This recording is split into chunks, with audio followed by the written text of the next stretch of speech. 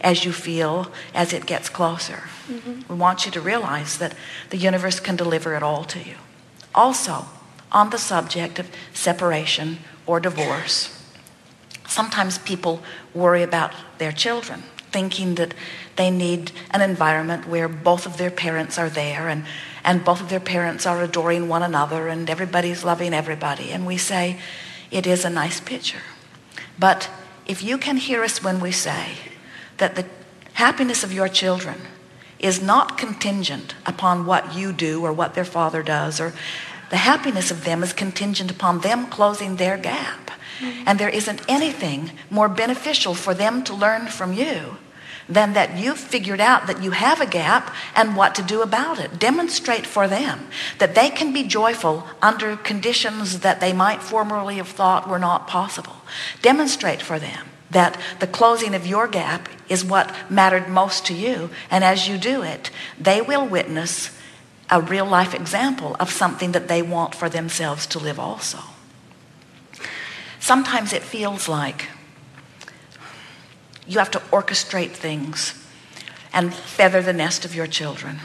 And we want to say to you that these children will have the opportunity of seeing two very different attitudes, two very different lifestyles. You'll give them a first-hand opportunity to discover about their own guidance system and about coming into vibrational alignment. You also, the first thing that we said to all of you here today, you don't want to, even though it seems like, and maybe society tells you that you should, you don't want to be standing on your head in every kind of way that you can think of in order to provide the perfect avenue for your children to be happy, because the world at large is not going to stand on its head to please them.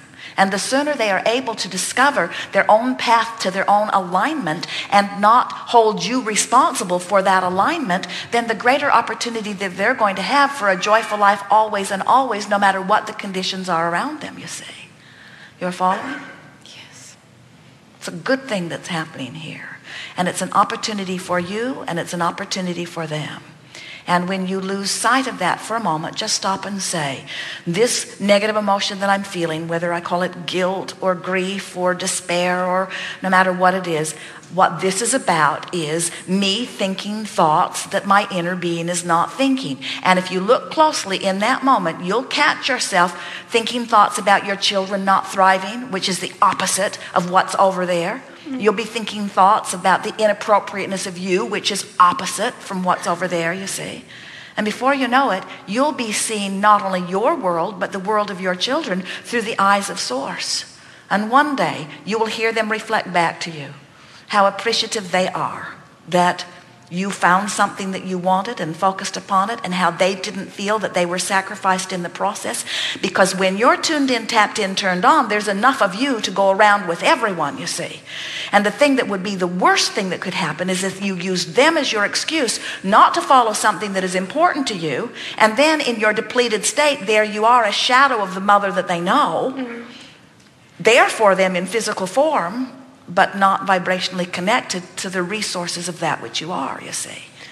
It's not valid. There are so many flawed premises. And one of the biggest flawed premises is, I, as your parent, owe it to you to feather your nest in ways to keep you happy no matter what, always.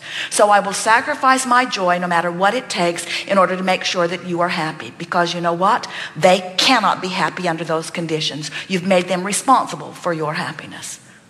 Yeah, thank you. Can I hug you? All's well, inside out.